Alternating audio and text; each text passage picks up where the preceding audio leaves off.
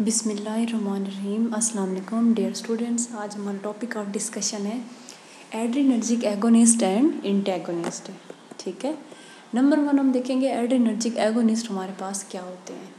The differentiation between direct and indirect mechanism of action is particularly important in patient who have abnormal endogenous norepinephrine store as may occur with the use of some anti hypertensive medications or monoamine oxidase inhibitor. Intraoperative hypotension in these patients should be treated with direct agonists as their response to indirect agonists will be altered. ठीक है, यहाँ पे हम जो complete अपनी discussion करेंगे उसमें हम एड्रीनर्जिक एगोनिस्ट के बारे में भी देखेंगे। एगोनिस्ट क्या होते हैं, बेसिकली जो जाके स्टिमुलेट करते हैं, मिमिक करते हैं। जो एंटागोनिस्ट होते हैं वो बेसिकली जाके इनहिबिट कर देते हैं एक्शन को। वो कंप्लीट हम स्टडीज़ में देखेंगे। एड्रीनर्जिक एगोनिस्ट बेसिकली क्या होते हैं कि these are naturally occurring catecholamines are epinephrine, norepinephrine and dobutamines वगैरह। ठीक है, ये सारे क्या होते हैं हमारे पास कोलिनर्जिक एगोनिस्ट। अब हम पहली ड्रग इसमें देखेंगे फिनाइल एफ्रीन। ये हमारे पास ड्रग होती है जैसा कि पिक्चर में आपको शो करवाई गई है। Phenylephrine is a non catecholamine predominantly selective alpha 1 agonist activity. Basically जो एड्रीनर्जिक होते हैं उसमें जो रिसेप्टर्स होते हैं या तो अल्फा होते हैं या बीटा। अब ये जो ड्रग है ये अल्फा 1 एगोनिस्ट है। अब होता क्या है कि रिफ्लेक्स ब्रेडिकार्डिया मतलब हार्ट बीट स्लो हो जाती है, mediated by the vagus nerves can reduce cardiac output, जिसकी वजह से क्या होता है कि कार्डिक आउटपुट कम पड़ जाता है, रिड्यूस हो जाता है। Phenylephrine is also use topically as a decongestant and mydriatic agent.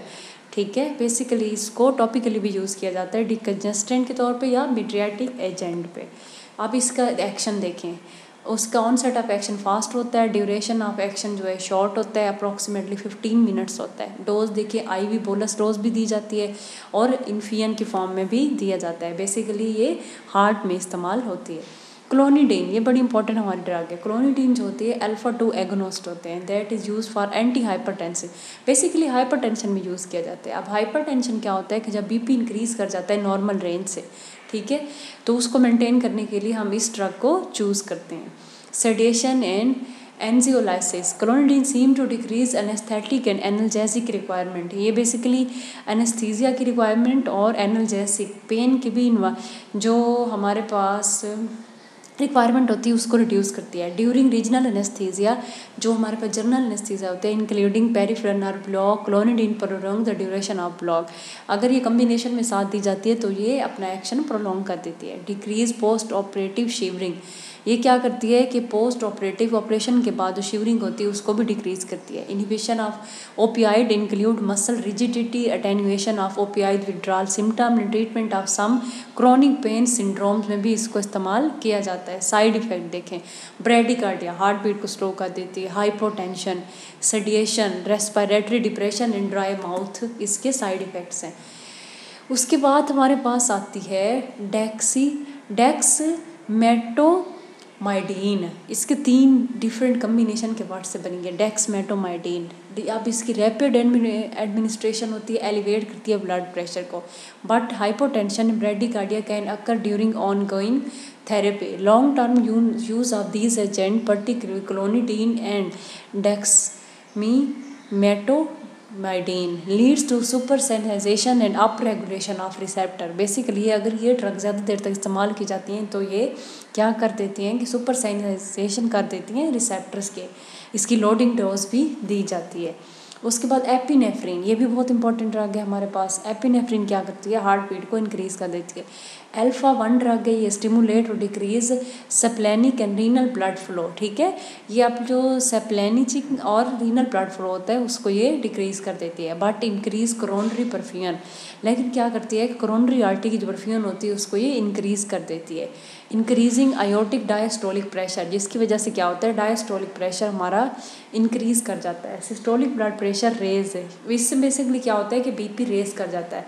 Direct stimulation of beta 1 receptor of the myocardium, हमने पहले ही बात की जो हमारे पास रिसेप्टर होते हैं या तो अल्फा या बीटा, ये बेसिकली जो बीटा रिसेप्टर हार्ट में पाई जाती है उनको स्टिमुलेट करती है। Beta stimulation also relax bronchial smooth muscle, जिसकी वजह से क्या होता है कि जो स्मूथ मसल होते हैं वो रिलैक्स हो जाते हैं। Administration of epinephrine is the principal pharmacological treatment of anaphylaxis, can be used for ventricular fibrillation. ठीक है, ये एफिड्रिन आ जाती है, ये भी जस्ट लाइक एपिनेफ्रीन है, आईवी बोलस की फॉर्म में दी जाती है, ये भी बीपी को इंक्रीज कर देती है। उसके बाद नॉर एपिनेफ्रीन, ये क्या है, अल्फा-1 स्टिमुलेटिंग एजेंट है, विद बीटा-2 एक्टिविटी है, इंड्यूस करती है intense vasoconstriction of arterial and venous vessels की। ठीक है, इंक्रीज मायोकार्डियल कॉन्ट्रैक्टिलिटी, जो हार्ट की कॉन्ट्रैक्टिलिटी होती है उसको इंक्रीज करती है, along with the peripheral vasoconstriction, क्या करती है, वेजो कंस्ट्रिक्शन भी कॉज करती है। Contribute to rise in arterial blood pressure, जिसकी वजह से क्या होता है कि आर्टेरियल ब्लड प्रेशर भी रेज कर देती है। Both systolic and diastolic pressure usually rise, basically ये ब्लड प्रेशर को इंक्रीज कर देती है, राइज कर देती है। Extravasation of norepinephrine at the site of intravenous administration can cause tissue necrosis, जिसकी वजह से क्या होता है कि टिश्यू की डेथ भी स्टार्ट हो जाते हैं, निक्रोसिस भी होते हैं। आईवी बोलस की फॉर्म में दी जाती है और इन्फ्यूजन की फॉर्म में इसको एडमिनिस्ट्रेट किया जाता है। डोपामीन, ये भी हमारी बहुत इंपॉर्टेंट ड्रग है। Dopamine is commonly used in treatment of shock to improve cardiac output, support blood pressure and maintain renal function. ये बेसिकली कार्डियक आउटपुट को इम्प्रूव करती है, ब्लड प्रेशर को मेंटेन करती है, रीनल फंक्शनिंग को इम्प्रूव कर देती है। It is often used in combination with vasodilator, example nitroglycerin और nitroprusside, which reduce overload and further improve cardiac output. ठीक है, नाइट्रोग्लाइसरीन जो हम सडन कार्डियक रेस्ट में प्रोवाइड करते हैं उसमें भी कम्बिनेशन में इसको साथ में दिया जा सकता है। उसके बाद हमारे पास आ जाती है आइसोप्रोटेरिनॉल, ये भी हमारे पास ड्रग है। Iso is a interest because of it's pure beta agonist activity, ये भी हार्ट के मसल के साथ जाके बाइंड करती है, इंक्रीज करती है हार्ट कॉन्ट्रैक्टिलिटी को, कार्डियक आउटपुट को, सिस्टोलिक ब्लड प्रेशर को भी इंक्रीज कर देती है। ठीक है, myocardial oxygen demand supply increase कर देती है, while oxygen supply falls, making isoproterenol और any beta agonist is a poor inotropic choice most situation. Dobutamine, ये भी जस्ट लाइक डोपामीन होती है, इसके इफेक्ट क्या होते हैं, बीटा-1 और बीटा-2 दोनों पे होते हैं, ये एनालॉग है डोपामीन का। उसके बाद फिनोलोडोपाम आ जाती है हमारे पास, ये क्या होती है, सिलेक्टिव डोपामीन रिसेप्टर है। ठीक है, इसके क्या होते हैं, बीटा एड्रिनो रिसेप्टर पे भी और डोपामीन दोनों पे इफेक्ट होते हैं, इंक्रीज कर देती है रीनल ब्लड फ्लो को, डायूरेसिस और निचुरियसिस वगैरह को। इंडिकेटेड फॉर पेशेंट हुआ सवियर हाइपरटेंशन, ये भी बेसिकली रिकमेंड की जाती है हाइपरटेंशन के पेशेंट को। ठीक है, और उन पेशेंट को जिनमें साथ साथ किडनी का भी इश्यूज चल रहे हों। इसका रैपिड ऑनसेट ऑफ एक्शन होता है और शॉर्ट एलिमिनेशन हाफ लाइफ होती है। ठीक है, उसके बाद एड्रेनर्जिक एंटागोनिस्ट हमारे पास आ जाते हैं, ये हमारे पास बहुत सारी ड्रग्स होती हैं, अल्फा रिसेप्टर्स होते हैं और बीटा होते हैं। ठीक है, जिसमें बीटा में हमारे पास बहुत कॉमन यूज़ होने वाले प्रोप्रेनिनोल, इंडिराल के नाम से ड्रग आती है, हम इनकी स्टडी करेंगे। नंबर 1 पे हमारे पास इसमें क्या आ जाती है, फिल्टोलामाइन, अल्फा ब्लॉकर्स, कार्डियोवास्कुलर इफेक्ट होता है अपेरेंटली विद 2 मिनट्स का, और लास्ट अब कितना तक चलता है, 15 मिनट तक। The drop in blood pressure provokes reflex tachycardia, ये क्या करती है, हार्ट बीट को तेज कर देती है, टैकीकार्डिया हार्ट बीट फास्ट हो जाना। फिल्टोलामाइन इज एडमिनिस्टर्ड आईवी और ऑइंटमेंट की फॉर्म में इसको एडमिनिस्टर्ड किया जाता है। लेबेटिलोल, ठीक है, ये क्या है, अल्फा-1 बीटा-1 बीटा-2, इसकी तीनों के साथ बाइंडिंग होती है, अल्फा-1 सेल्स के साथ भी, बीटा-1 और बीटा-2 के साथ भी, with reflex tachycardia because of its combination of alpha and beta effect which is beneficial to patient with coronary artery disease. अब कुछ पेशेंट्स ऐसे होते हैं जिनके अंदर कैट डिजीज़ होती है, कोरोनरी आर्टरी डिजीज़ होती है, उनके लिए सबसे ज़्यादा बेनिफिशियल है। आईवी फॉर्म में दी जाती है, स्लो इन्फ्यूजन की फॉर्म में।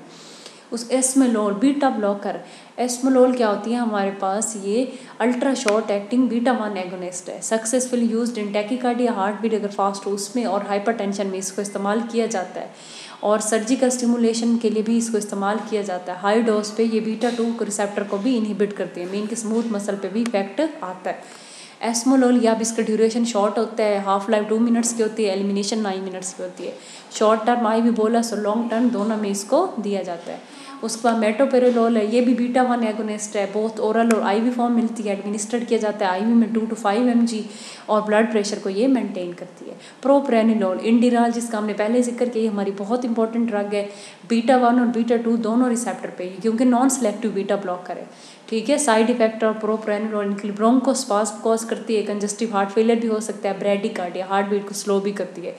अब बेसिकली ये वार्सन करती है मायोकार्डियल डिप्रेशन को वोलेटाइल एनेस्थीसिया के साथ। बेसिकली ये टैकीकार्डिया के लिए इस्तेमाल होती है, और ब्लड प्रेशर में भी, हाई ब्लड प्रेशर में, हाइपरटेंशन में भी इसको हम प्रेफर करते हैं। जो इसकी डोज है generally propranolol is titrated to desired effect beginning with 0.5 mg and progressing to 3 to 5 minutes तक ये इसका इफेक्ट चलता है। नेबिविलोल ये एक न्यू ड्रग है बीटा ब्लॉकर की जनरेशन में, ठीक है। इसकी बहुत ज़्यादा एबिलिटीज़ हैं, जैसे डायरेक्ट वेजोडाइलेशन कॉज करती है और ये ओरल फॉर्म में भी मिलती है। 5 to 40 mg डेली इसकी डोज रिकमेंडेड है। कार्बिडाइलोल ये भी बड़ी इंपॉर्टेंट ड्रग है। सारी बीटा ब्लॉकर्स हैं, mixed beta and alpha blocker है, इसमें आप दोनों के साथ कैपेसिटी अल्फा के भी और बीटा के भी। अब क्रोनिक हार्ट फेलियर में इसको किया जाता है secondary to cardiomyopathy, left ventricular dysfunction for acute myocardial infarction और हाइपरटेंशन में इसको इस्तेमाल किया जाता है। इसकी जो डोज होती है 25 mg ट्वाइस डेली, मीन्स कि एक दिन में 50 mg इसकी डोज रिकमेंड कर सकते हैं, ठीक है। यहाँ तक जो हमारे ड्रग्स थे ये हमारे क्या थे, adrenergic agonist and adrenergic antagonist, ठीक है। Thank you so much.